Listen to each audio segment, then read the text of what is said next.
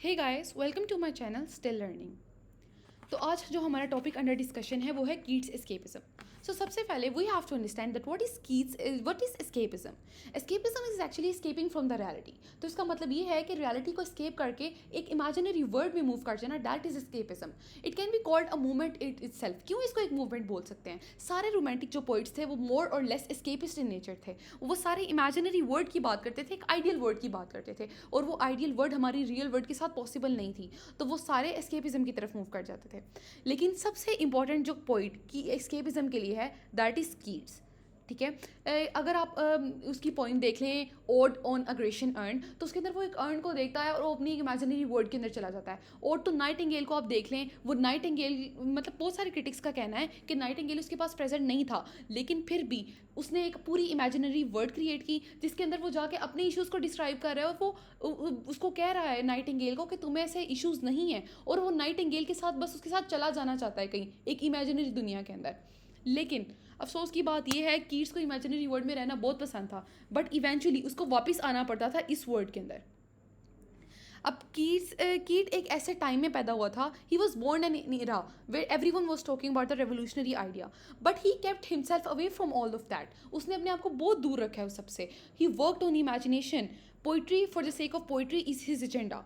Poetry for the sake of poetry basically ये है कि आप पोइट्री को सिर्फ और सिर्फ प्लेयर की हद तक रखते हो। आप उसको सेटायर के लिए यूज़ नहीं करते, आप उसको रेवोल्यूशनरी आइडियाज़ के लिए यूज़ नहीं करते, मतलब आप उसको किसी और पर्पज़ के लिए यूज़ नहीं करते। अब पोइट्री इज़ फॉर प्लेयर, तो पोइट्री को सिर्फ प्लेयर के लिए रखना है। सारे रोमांटिक्स इस चीज़ के हक में थे कि हाँ भाई, अब रेवोल्यूशनरी आइडियाज़ को नहीं डिस्कस करना, अब सेटायर को डिस्कस नहीं करना। They criticise those kind of poetry, और वो इस हक में थे कि पोइट्री को सिर्फ हमने प्लेयर के लिए यूज़ करना है। आप वर्ड्सवर्थ को देख लें, उसने पोइट्री को सिर्फ नेचर की ब्यूटी डिस्क्राइब करने के लिए यूज़ किया है। आप कीट्स को देख लें, उसने अपना एस्केपिज्म दिखाया हुआ है पोइट्री के अंदर।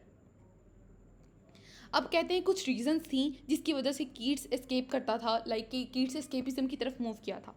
तो the reasons are the quest for beauty, he wants to forget pains and sorrow, he finds peace and harmony in imagination, and he loved past. अब इन रीजंस को हम वन बाय वन डिटेल में डिस्कस करते हैं। क्वेस्ट फॉर ब्यूटी, कीट्स को beauty से ऑब्सेशन था, उसको ब्यूटी बहुत पसंद थी। आप वर्ड्सवर्थ तो देख लें, उसको खाली नेचर बहुत पसंद थी, he was a worshipper of nature.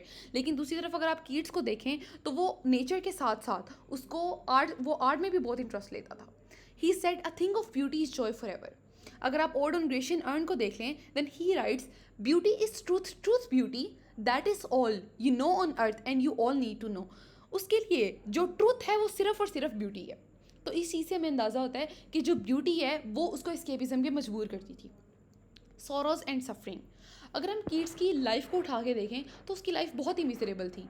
He himself had TB, उसको खुद ट्यूबरक्लोसिस था, उसकी फैमिली ट्यूबरक्लोसिस की वजह से पूरी फैमिली की डेथ हो गई थी, उसकी लवर उसको छोड़ के चली गई थी।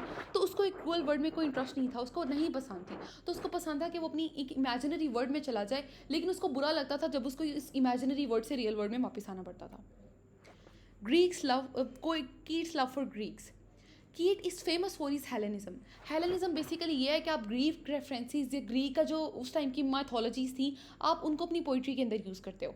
और कीट्स की आप कोई भी पोइम उठा के देख लें, आपको उसके अंदर की लाजमी ग्रीक के रेफरेंसेस यूज़ होते हुए नजर आएंगे। इवन कि ओड ऑन ग्रेशियन अर्न को आप देखें तो उसका कहना ये है कि वो जो अर्न है वो ग्रीक से आया हुआ है, और उसने होमर की जो ट्रांसलेशन थी वो सारी पढ़ी हुई थी, और उसके जो सारे थीम्स थे, इवन कि all of his themes revolved around the Greek और मिडीवल टाइम्स। और तो हम ये कह सकते हैं कि जो हिस्ट्री है उसको ऑब्वियसली वो इस लाइफ में तो नहीं जी सकता था, लेकिन वो अपनी इमेजिनेशन में जाके हिस्ट्री को जी सकता था।